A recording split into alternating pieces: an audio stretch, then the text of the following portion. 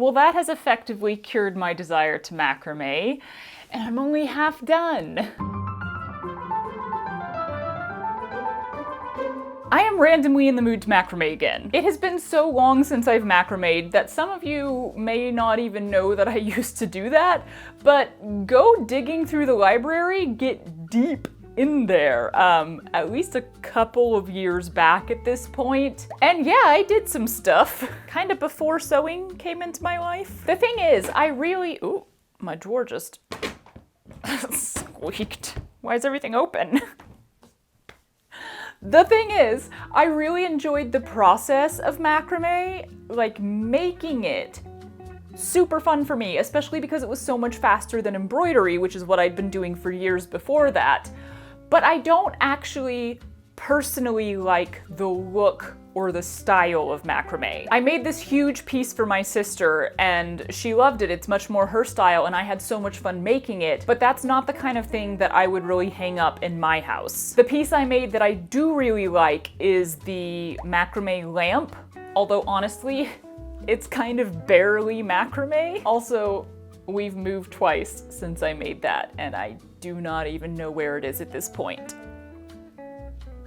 Probably stashed in the linen closet. Also probably not in very good shape. Anyway, so I was thinking, what on earth could I macrame if I don't really like macrame? And I don't know, a garment, but less of a garment and more material. Like, yeah, I'll probably try to make it into a garment, but I'm really interested in macrame material. Typically, I think macrame clothing is very much associated with either festival wear or beach wear, which is fair because pretty much all of it is see-through. Also, I did a little image search of macrame clothing yesterday to get a bit of inspiration, and y'all, the nice stuff is super expensive. Like, whoo, which is making me think it's all handmade, which is also logical because kind of like crochet, I don't know how a machine could learn to macrame.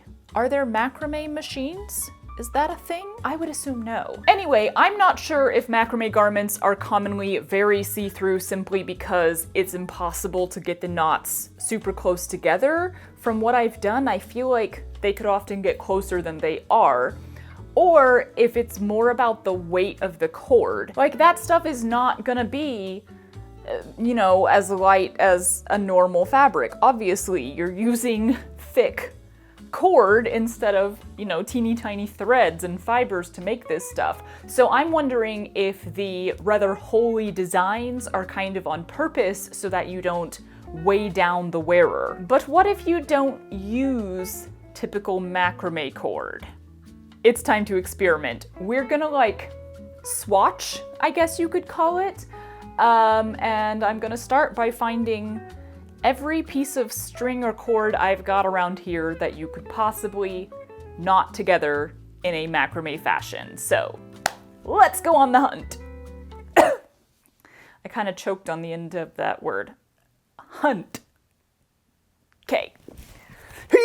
For starters, we've got several yarns to try. I aimed to get a few different weights, because of course I can't test every single yarn I have. Then there's all the embroidery flosses. Regular stuff, tapestry wool. I'm skipping the cool wool because that stuff is too expensive to waste on random experiments, but we can try cotton pearl. Of course, I'll swatch some regular macrame cord as well, for the sake of comparison. Some, whatever this is, crochet thread? Then there's some silver trim that I once got for a macrame project that I never started. I'm fascinated to know how thin elastic like this would macrame. Gonna throw a spool of sewing thread in there, cause why not? And then there's some rope and parachute cord I picked up at the hardware store this morning, cause we were already there, so why not?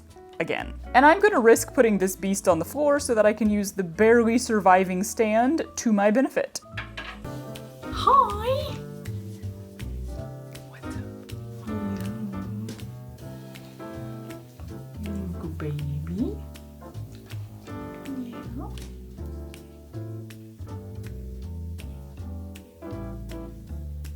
Ooh. I think I've forgotten how to do this. How do you make a knot again? I guess I need to be reminded. Wow, I just immediately got very distracted.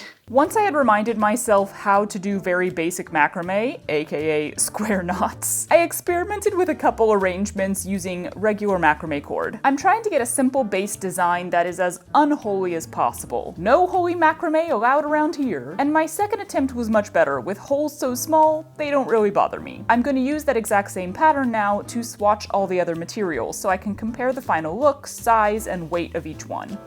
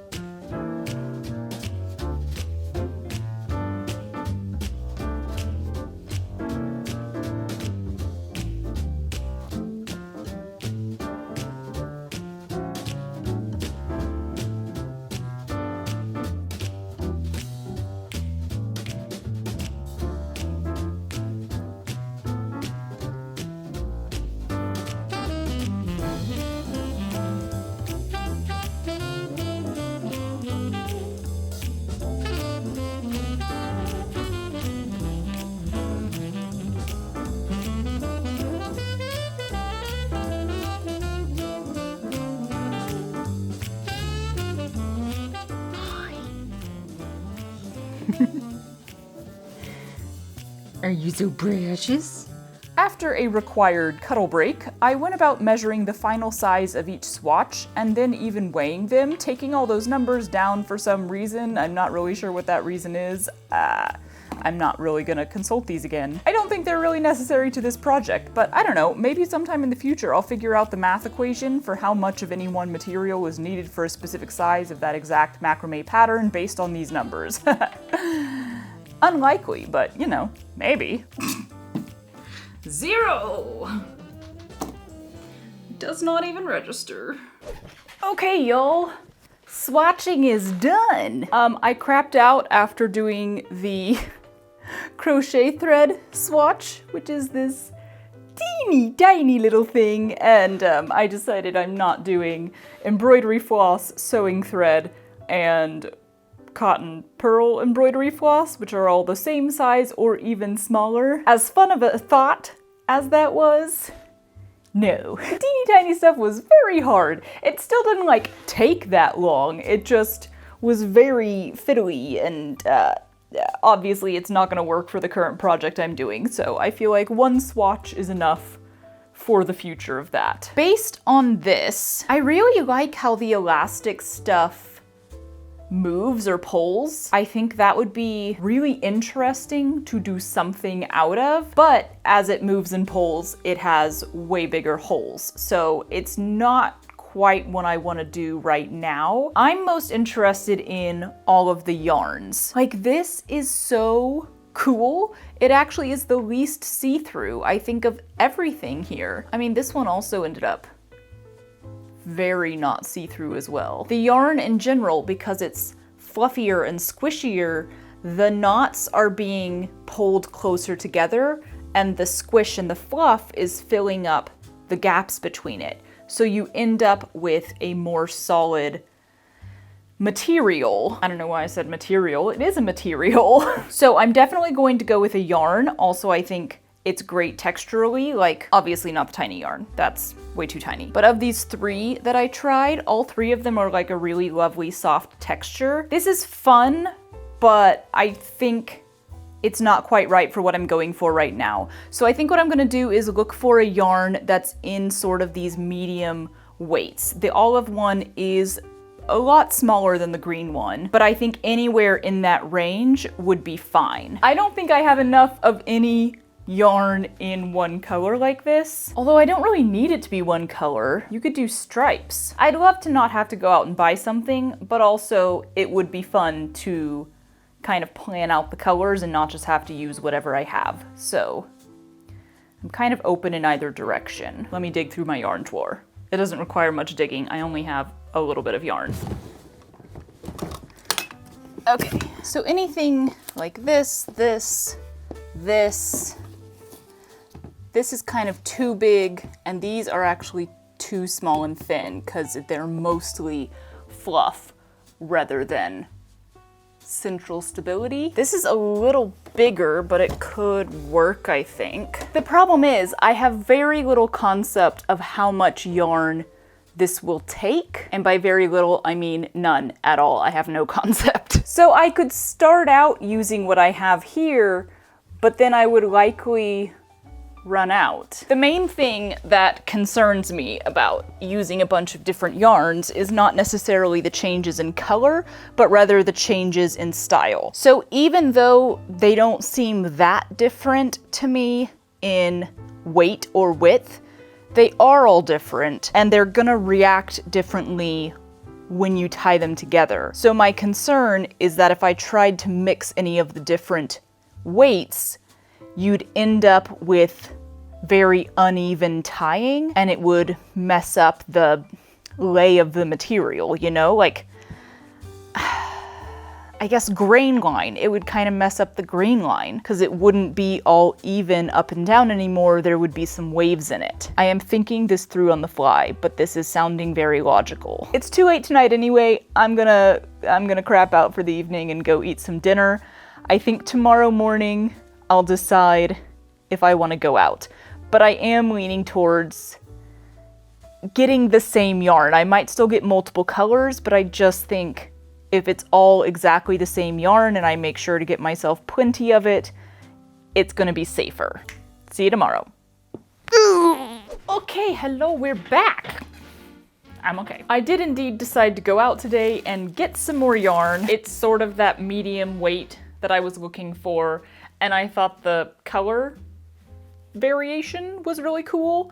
It's not exactly a soft, pleasant texture. I really couldn't find the specific yarn I was using before. This one, that is both a weight that I like and it's really soft. I'm bad at shopping for yarn, so maybe I just missed it, but I swear I didn't see any of that. But I just swatched this one, did a little square of it. I think it'll look cool. The pieces I was using to tie in the swatch were ironically ones that had almost no color in them, so it looks kind of plain. But that swatch did make me realize for the first time that due to the pattern I'm doing or the specific way I'm doing the macrame, the base cords that I'm hanging up, first of all, are not actually being used for any of the tying. So in the end, you really can't see much of them at all. Therefore, what I might do, and by might, I mean almost definitely do, I think I'll just use this as all the base cords because like why waste the really pretty one if you're not gonna be able to see it. What are we doing though? Pardon me, my nails being weird. So macrame clothing, every time I've seen it constructed, is kind of built from the top down. It's built with the structure in there. Why I said I want to make macrame material is because rather than trying to like do a whole garment at once, my plan is to make pattern pieces and then do macrame to match the pattern pieces and then sew it together. I figure the easiest way to test this out is with a mini skirt, like a mini pencil skirt. Not something I would normally wear, but that's not the point of this. The point of this is to explore. I'm hoping, I can do this in 3 pieces. The front piece, the back piece, and the waistband piece. And then I got like a coordinating solid color just for funsies to do the waistband. I'm not really sure how this is gonna turn out, but because I need an actual properly sized pattern piece to know exactly how big to make my sheet of macrame, I actually have to go make a mock-up. I'm gonna go make myself a little mini skirt really fast, and then I'll tear it back apart, and that'll be my pattern pieces for the macrame. My first mock-up attempt, I for some reason made very tight and very small. Basically, my measurements with absolutely zero give to them. And honestly, this could have worked in the macrame because there will be a bit of give or ease that this fabric does not provide. But also, I'd rather not do all of this knotting and then find out it's too small. So I did a whole second mock-up. Gasp, I know, who am I? Ever so slightly bigger, and I think this'll work. Ta-da!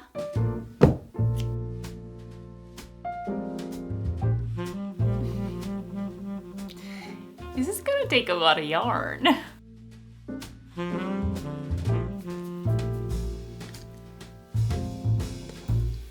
That is stinky.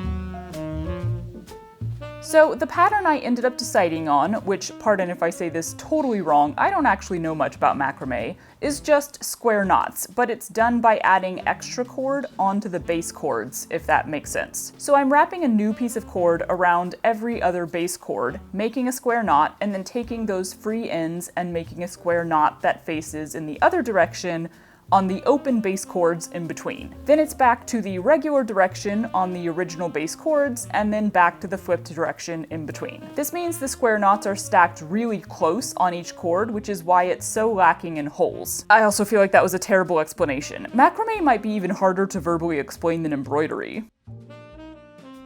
I've learned a few things. This is the front piece. It is now entirely done, assuming this all works. I love the yarn that I chose. I'm so glad I went with this. I think the color variation is fascinating. Using a different color of yarn for the base was really smart because as I got to the lower part, especially as I started having to add new pieces on when my yarn ran out, it got really confusing as to what's what. Or rather, it didn't get that confusing because these were different. It's the adding on more yarn that I really hated. I really hated that part. It slowed things down so much. Like I was going back and forth, it's all good.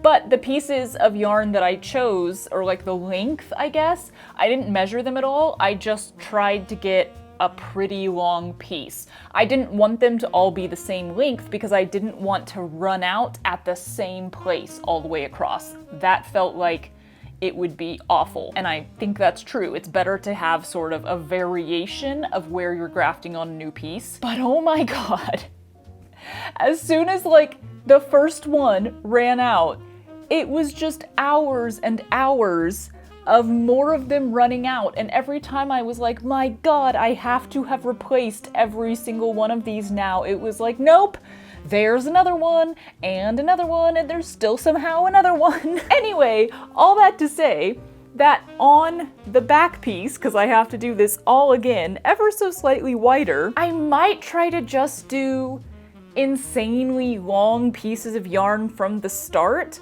I don't know, I can't really decide. So if I just do exceptionally insanely long, it's gonna be really annoying at the start. You have to pull that whole length through every time you're tying it, so that's gonna be slower. I would prefer that slowness over the slowness of grafting on a bunch of new pieces, but I might end up having all of that slowness of a super long piece and still having to graft on a bunch of pieces just even lower. So you can see all of these little ends. That's the panel where I had to start adding more on. So it's close to the bottom, but it's not like one straight line of new stuff being added, and nothing is too close to the bottom. Yeah, so I don't know, because if I use super duper long pieces and then they're still not long enough, then I'm just gonna have to be like grafting a bunch of new pieces on like the very bottom row, which seems even worse. I kind of already feel like I've run out of steam a little bit. Like, that was fun. That was kind of enough. It's not enough. I'm gonna finish the other half and I'm gonna make the whole garment like I said I would, but I might pause for a little bit and do some other stuff and come back to it, because that was a lot of weaving. I mean, I really am pleased with how it looks, and it's so not see-through.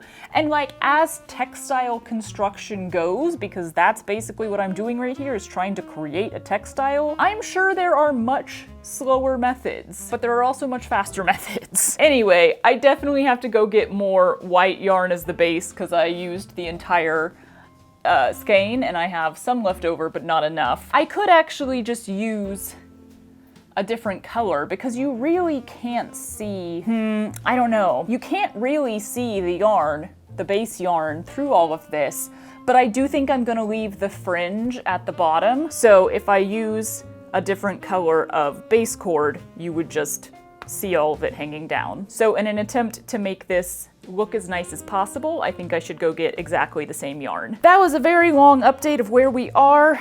I don't know if I'm gonna pause before finishing the rest of this or not, but regardless, whenever you next see me, I'll be working on the back piece. These cushions have proved very, very helpful for sitting on, so look at that.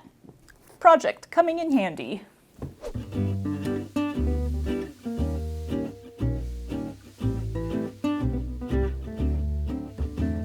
She did not, dear viewer, end up pausing on this project. Well, I took like a day off to get some editing done, but since we already had to go grocery shopping, I ran by Joann to get more of the white base yarn, only to find that they no longer carry that brand. Yay! So I got two other options that hopefully match. Not like I had brought a sample with me to compare or anything. No way I'm that prepared. That's too bright.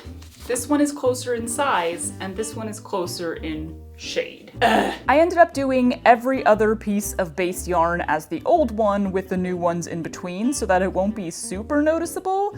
And then here we go again. Same song, second verse. Oh, only in this verse, I break my frame. Whoopsies! Whoops! It was very shoddily constructed though, and has made it through a couple years of not only usage, but being moved all over houses and to different houses. So you know what? Good for it. At least I now have power tools with which to fix it. But in the meantime, I just found another way to get this guy up in the air high enough for me to continue knotting row after row after row. Oh Lord! Yep, this is what we're doing now. Whoop.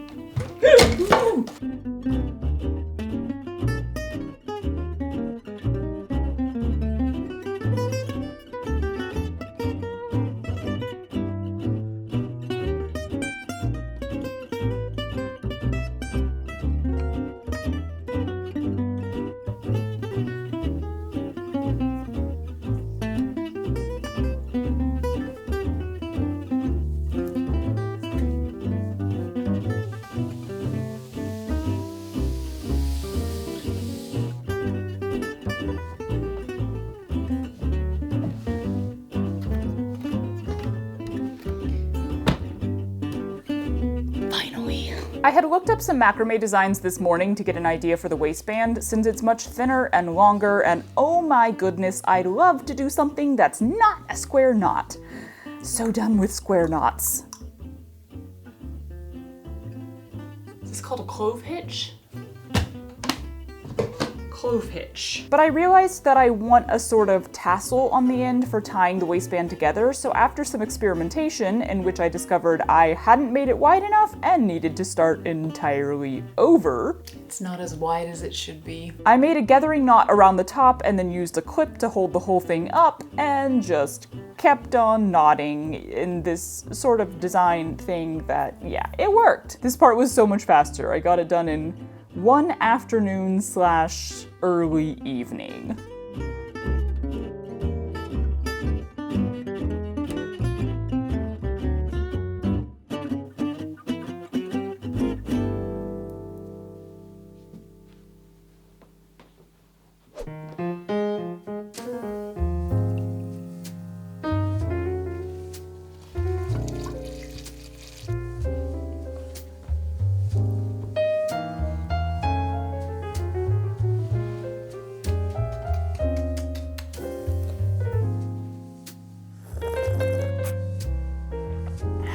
This took way longer than I expected it to, which is fine, she tells herself for the 5 billionth time. Now we need to put it all together. Out of the way. We'll find out if my dart idea worked. I could have just done this solid all the way across and then, you know, folded it in half, sewn a line right here and opened it back up like a normal dart, but I figured that that would put a lot of bulk on the inside in that one place because you've got 2 scrunched up layers of the whole yarn. So I basically left, well, you can't really make a triangle, but a very blocky Minecraft style triangle. And my hope is that when I kind of sew the dart together now, when I open it up, there just won't be all of that bulk making a weird blump. You know? I'm just gonna use like probably buttonhole thread so it's nice and strong, but just like normal thread. Sew up the darts and then sew one side all the way closed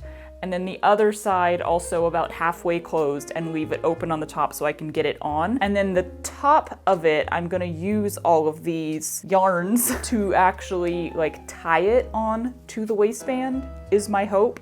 We'll see how that goes. After that, I can trim off all of my excess, which is still on here right now. I haven't decided how long I want the fringe to be. Quilting thread. Quilting thread will work. I'm feeling a strong need to listen to Vienna, the workaholic's lullaby.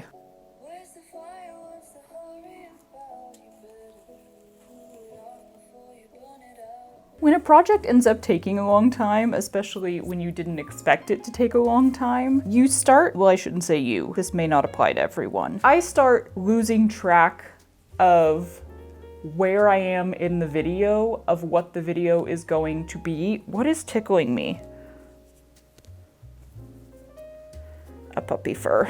Basically, it becomes really hard to keep track of what the actual video is and like how long is it already gonna be? I should probably start, well, I've done this a few times, starting to edit the video while I'm still making it, and that does help a little bit, but that just doesn't always work with my schedule. Anyway, all that to say, it doesn't really matter that a project takes a long time.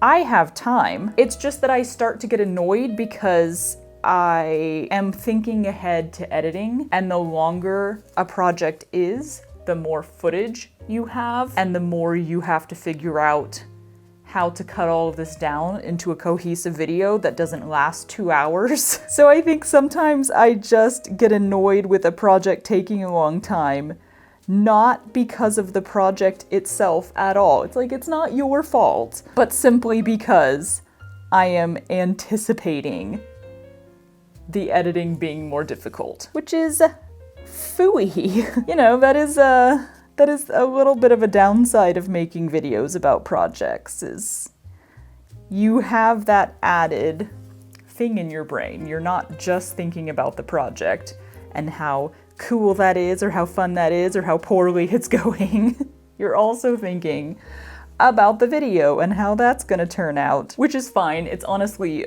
quite an okay trade-off because also videos are the thing that allows me to make projects in the first place. So 100% okay trade-off. Just thought I'd share that. I've been feeling weirder and weirder about this project and about filming and all of that stuff as it has taken day after day after day that I did not expect for it to take, and this has happened on projects before. And then when you get to the end, it's very like, I don't know, it's not that I'm not liking the project anymore, I'm not excited about it anymore, but it just kind of gets sludged by this negative anticipation of crap, the editing. And that's a shame, and I don't really want to have that. I've very much relaxed on my video length. I used to be really kind of paranoid about not making them more than half an hour long. I don't really know why in my head.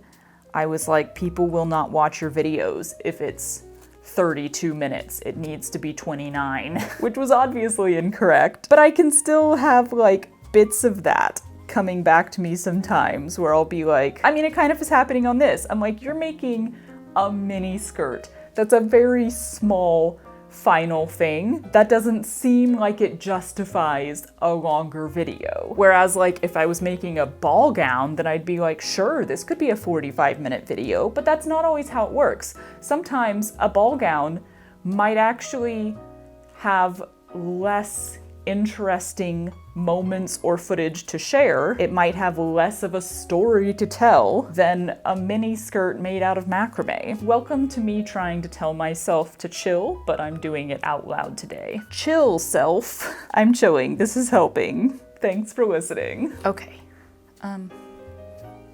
Stay there. Let's see. Looks like a dart. I think it's okay. It's doing what it's supposed to do. Yeah, okay. We're gonna go with that. 3 more times. Woo!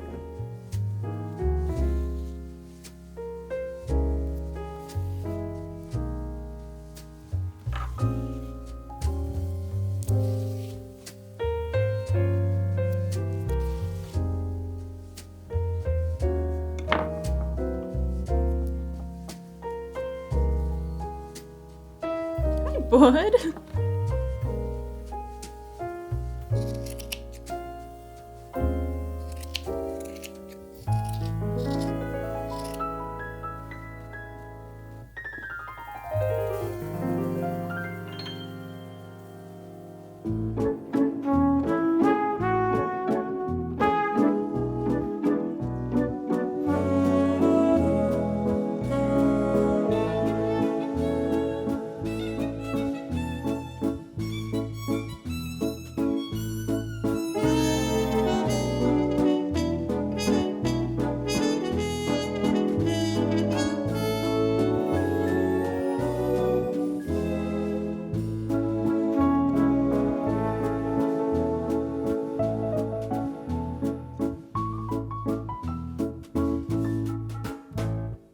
Time to see if you can sit down in it. Yeah? Y'all, this actually worked so well. Also, it's too cold to be wearing this outfit right now. It is officially fall here. The winds and the chilliness have arrived. This was fun. This was a cool exploration. This skirt works in so many ways. The main reason I find it uncomfortable is because I don't wear mini pencil skirts. Like, the design and the shape of the skirt is what makes me be like, meh, on this.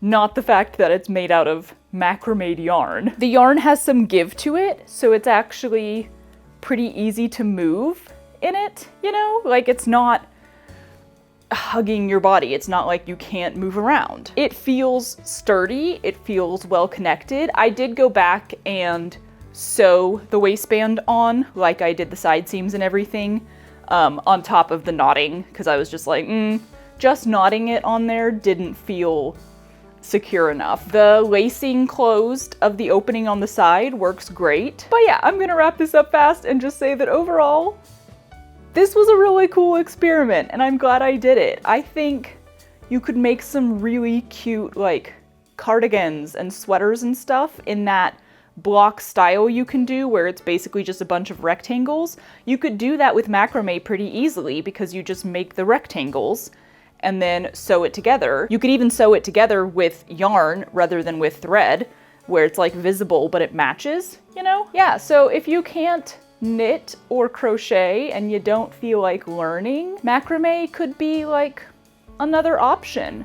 I don't know if I would consider this slower than knitting or crocheting because I don't do those, so I have no basis of comparison. But it wasn't super slow. It felt slow to me because I was expecting it to be faster, but it wasn't super slow. So try making some macrame material and then turning it into clothing. I think it's a really fun exploration, it's a really fun experiment, and you could actually turn out some decent wearable clothing out of it. So I keep saying so. It's a heavy sew day. Ha ha ha. Ironic, because I didn't sew for this. I nodded. Okay, I'm done. Bye! What you doing? Stuff. Yay! Ah. Yikes. Ow, my boob. Yeah. What was that? All my burps are going down instead of up. Let's play, is it yard work or a helicopter? Wonders best. Do you want to go get me a snack? I can after I destroy the toilet. Oh, great. Puppy, come on, let's go poop together. I'm gonna leave that in. Okay. Farts.